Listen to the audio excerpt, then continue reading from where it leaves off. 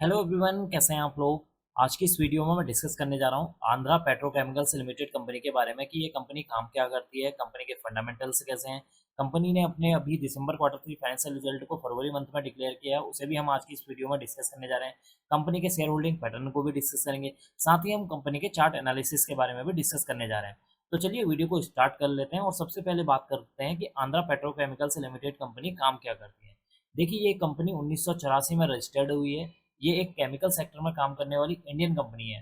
ये company oxo alcohols और acetic acid को बनाने और बेचने का काम करती है। इस कंपनी के प्रोडक्ट्स कई सारे इंडस्ट्रीज में यूज होते हैं, जैसे pharmaceutical industry, cosmetic industry, plastic industry and rubber industry.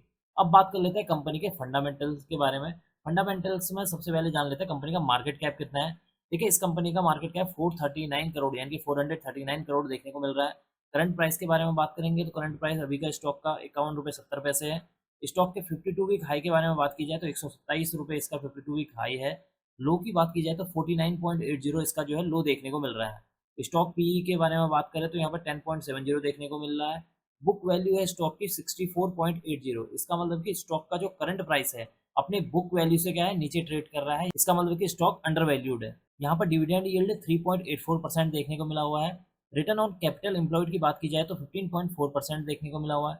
Return on equity की बात की जाए तो 11.9% यहाँ पर रिटर्न ऑन इक्विटी देखने को मिल रही है। स्टॉक की फेस वैल्यू 10 रुपये है।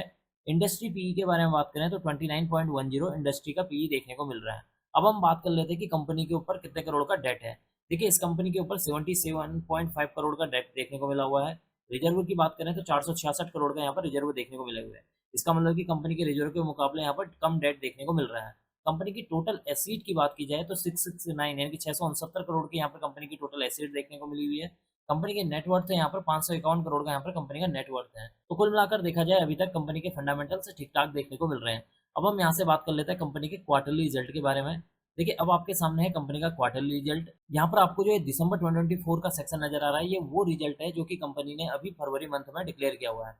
इस रिजल्ट को हम प्रीवियस क्वार्टर सितंबर 2024 के साथ कंपेयर करेंगे, साथ ही हम इसे दिसंबर 2023 के साथ भी कंपेयर करने जा रहे हैं। यहाँ पर जो आपको अमाउंट नजर आ रही है, ये सारी की सारी यहाँ पर अमाउंट जो है करोड़ में मेंशन है। अब बात कर लेते हैं कि कंपनी की इस क्वार्टर में कितने करोड़ की सेल्स हुई है। देखिए, इस क्वार्टर में कंपनी ने 125 करोड़ की सेल्स की है। प्रीवियस क्वार्टर में 104 करोड़ की सेल्स थी। प्रीवियस ईयर दिसंबर 2023 में 139 करोड़ की सेल्स देखने को मिली हुई है। इसका मतलब कि यहाँ पर कंपनी की जो सेल्स है वो गिरती हुई नजर आई है, जो कि इसके लेके एक हल्का सा नेगेटिव पॉइंट है। बात कर लेते हैं एक्सपेंसेस के बारे में। इस क्वार्टर में कंपनी के खर्चे 145 करोड़ के हैं। प्रीवियस क्वार्टर में 110 करोड़ के थे।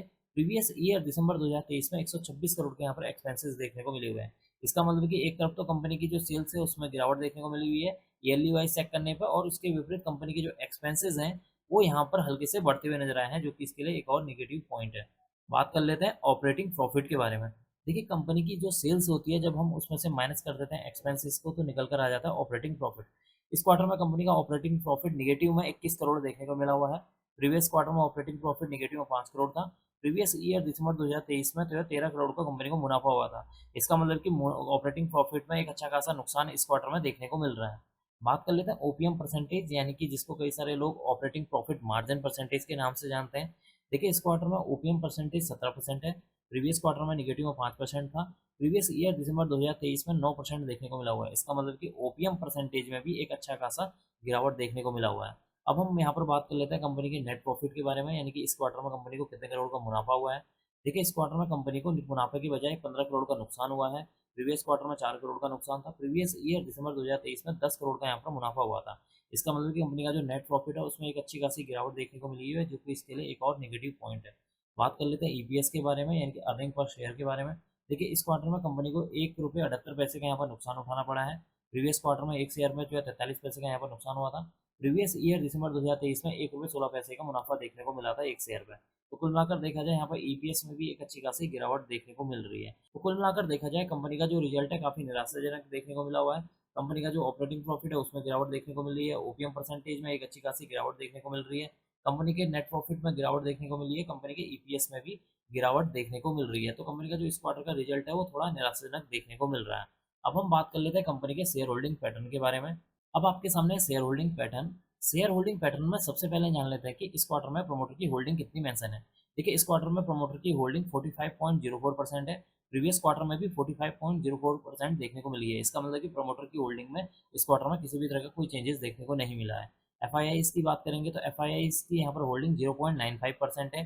प्रीवियस क्वार्टर में 1.13% देखने को मिली थी। इसका मतलब कि एफआईआई की होल्डिंग में यहाँ पर चेंजेस होते हुए नजर आए हैं। इसका मतलब कि एफआईआई ने अपनी जो होल्डिंग है वो कम की है। बात कर लेते हैं डीआईआईस के बारे में। डीआईआईस की होल्डिंग यहाँ पर 0.02% है। प्रीवियस क्वार्टर में भी 0.02% थी। इसका मतलब कि डीआईआईस की होल्डिंग में इस क्वार्टर में किसी भी तरह की कोई चेंजेस नजर नहीं आ रहे हैं। बात कर लेते हैं पब्लिक होल्डिंग के बारे में।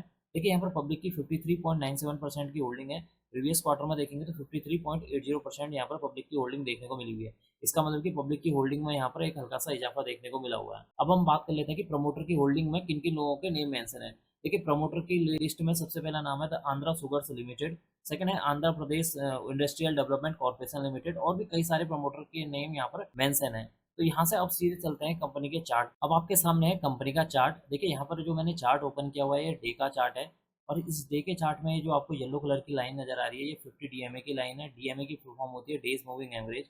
और ये जो आपको ब्लू कलर की जो लाइन नजर आ रही है ये है 200 डीएमए की लाइन। यहाँ पर जो 25 मार्च को स्टॉक का जो प्राइस है 51.71 पे क्लोज होता है। इसका मतलब कि जो स्टॉक का जो अभी का प्राइस है अपने जो है 50 हो और 200 डीएमए के नीचे ट्रेड कर रहा है, जो कि इसके लिए क्या है एक हल्का सा नेगेटिव पॉइंट है। यहाँ पर पिछले 5-6 महीने से निफ्टी हो या बैंक निफ्टी हो या ओवरऑल मार्केट के अंदर एक अच्छी खासी गिरावट देखने को मिली हुई है, जिसकी वजह से इस स्टॉक के अंदर भी एक अच्छी खासी गिरावट देखने को मिली हुई है। अब बात कर लेते हैं कि आने वाले दिनों के लिए क्या इसकी सपोर्ट एंड रेजिस्टेंस रह सकते हैं। देखिए यहाँ पर इमीडिएट यहाँ पर जो सपोर्ट निकल कर आ रहा है वो है 45 का लेवल। 45 इसके लिए एक मेजर सपोर्ट के तौर पर काम करेगा। अगर किसी भी वजह से स्टॉक का जो प्राइस है अपने 45 के लेवल को ब्रेक करता है तो स्टॉक का जो प्राइस है अराउंड जो है 35 तक जा सकता है।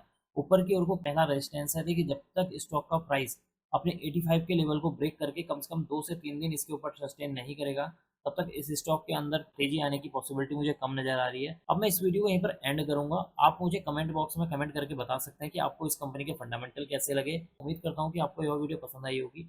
अगर आपको यह वीडियो पसंद आई तो please like share and subscribe करना ना भूलें। Thank you.